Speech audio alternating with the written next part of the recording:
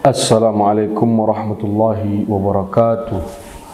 Bismillahirrahmanirrahim. Alhamdulillahi rabbil alamin.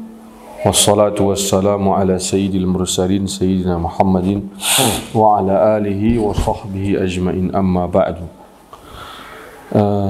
Bisanadil muttasil al-ustad al-fadil al-Umar Abdul Jabbar rahimahullahu ta'ala wa adamallahu an-naf'a bi ulumihi wa bi ulumi sa'il as-salihin fi ad-darain, amin. Qala ra'yuhul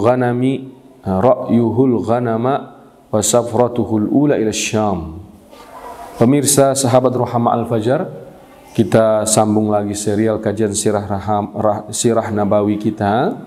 Hari ini kita akan melihat Nabi mengembalakan kambing dan dia mulai ekspedisi pertamanya ke negeri Syam. Kana sallallahu alaihi wasallam fi sigharihi yar'al ghanama li ahli Makkah bi ujratin ya'ishu minha.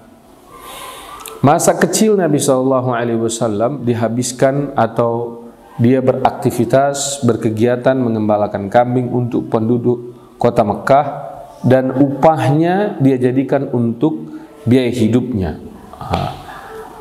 Ini bagi saya pribadi sunnah yang luar biasa, ya. Sunnah yang akan mensejahterakan kehidupan bermasyarakat, mengembalakan kambing. Namun sangat disayangkan kita umat Islam belum serius melihat sektor pengembalaan kambing atau peternakan kambing, ya. Masih sedikit kita yang benar-benar serius mengelola peternakan kambing, atau kita malah menganggap bahwa ini sunnah biasa saja.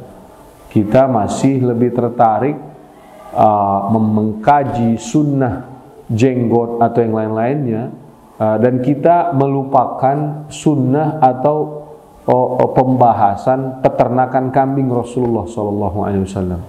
Padahal Anda ini dibahas dengan baik, diaplikasikan di kehidupan kita di masyarakat Indonesia, bukan hanya sekedar menjalankan sunnah, tapi juga akan menghidupkan roda ekonomi masyarakat Indonesia atau dunia secara menyeluruh. Kita di Rohama Al-Fajar mencoba mempraktekkan peternakan kambing, walau dengan modal yang sedikit, tapi alhamdulillah kita sudah mulai melihat hasil keberkahan dari meneladani peternakan kambing Rasulullah SAW. Walamma balagat tasi'ata min umrihi, ketika sampai umurnya 9 tahun, safara ila Syam ma'ammihi Abi Talib bi tijaratin. Rasulullah SAW ikut ekspedisi Abu Talib ke negeri Syam, belajar berdagang, belajar ekspor impor, belajar bagaimana cara berdagang di luar negeri. Rasulullah SAW di umur 9 tahun, ya. Ini juga lagi-lagi kita bilang bahwa sunnah dagang merupakan sunnah yang lama dilakoni oleh Rasulullah SAW. Bayangkan sejak umur 9 tahun, bahkan nanti sejak dia sampai dia diangkat menjadi Rasul. Sesudah diangkat menjadi Rasul, Nabi kita SAW masih ikut berdagang ke negeri Syam? Tidak, tapi dia sudah menjadi konsultan bagi pebisnis-pebisnis muda di era Rasulullah SAW. Ini juga sunnah yang luar biasa. Namun kita umat Islam belum meneladaninya dengan baik. Sedikit pedagang-pedagang muda yang beragama Islam di zaman kita ini. Sedikit pedagang-pedagang muda sukses yang beragama Islam di zaman kita ini. Makin sedikit lagi pedagang muda beragama Islam mencontoh cara dan tata cara Nabi Muhammad SAW berdagang.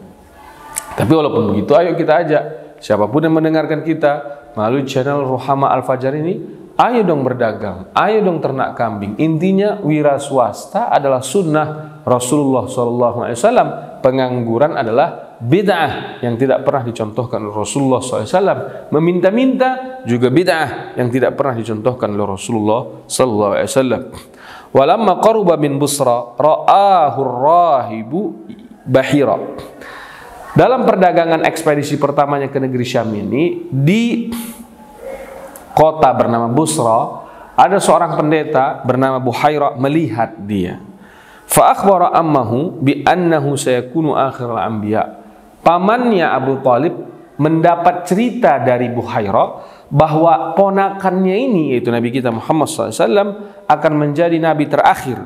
Wa talaba minhu an yarji'a, dan dia meminta kepada kepada Abu Talib agar membawa Rasulullah SAW pulang. Khaufan alaihi min aduin yataraqqabuhu, khawatir Buhairah akan banyaknya musuh yang terus mencari Rasulullah SAW, apalagi di negeri Syam. Nah, gitu ya.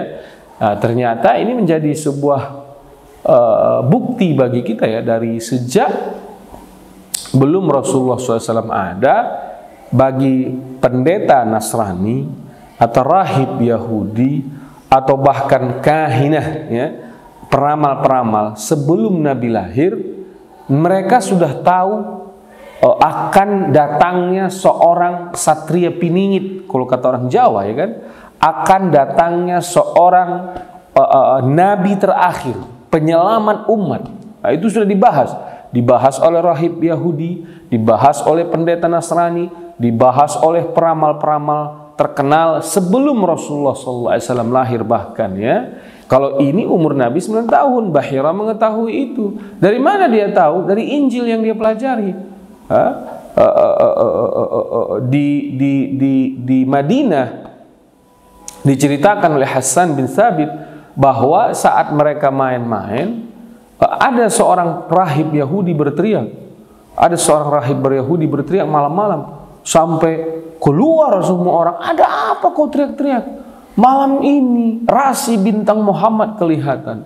Pasti besok pagi atau malam ini lahir seorang nabi yang dijanjikan oleh Daud alaihissalam, yang dijanjikan oleh Musa alaihissalam dalam Taurat. Dicari sama mereka di Madinah, tidak ketemu, karena Nabi Muhammad SAW lahir pada waktu itu di kota Mekah ya. Jauh sebelum Nabi dilahirkan, 1000 tahun bahkan sebelum Nabi dilahirkan, ada seorang rahib yang sudah mengetahui sinyal bahwa Mekah adalah tempat kelahiran Nabi, bahwa Madinah adalah tempat hijrahnya Nabi. Dijelaskan oleh kitab Syarful Mustafa di sana, atau Ibnu Hisham menjelaskan itu. Tapi karena kajian kita ini ringkasan serial Sirah Nabawi Khulasah Nurul Yaqin, tidak perlu kita perpanjang itu ya. Tapi bahwa dari penggalan kalimat yang dimunculkan oleh Syekh Al-Ustaz Umar Abdul Jabbar ini, kita meyakini betul bahwa sebelum Nabi lahir atau masa kecilnya Nabi, para rahib, para pendeta, para peramal sudah mengetahui akan datangnya seorang Nabi yang luar biasa, menjadi penutup ajaran para nabi-nabi. Maka Buhairah menyuruh Abu Talib agar membawa pulang Nabi kita Muhammad SAW. Mendengarkan nasihat yang luar biasa itu, Abu Talib pun membawa Nabi Muhammad SAW pulang ke kota Mekah. Wa qad istadalla ala nubuwwatihi bi alamatihi allati fi kutubi ahli kitab. Bapak Buhairah mengetahui ciri kenabian Nabi kita Muhammad SAW di umur yang ke-9 tahun karena dia mempelajarinya dari kitab-kitab para pendeta atau para rahib terdahulu yang dia pelajari. Nah, ini saja yang bisa kita sampaikan dalam episode ini. Semoga bermanfaat. Wabillahi taufiq wal hidayah. Mohon maaf atas segala yang salah. Assalamualaikum warahmatullahi wabarakatuh.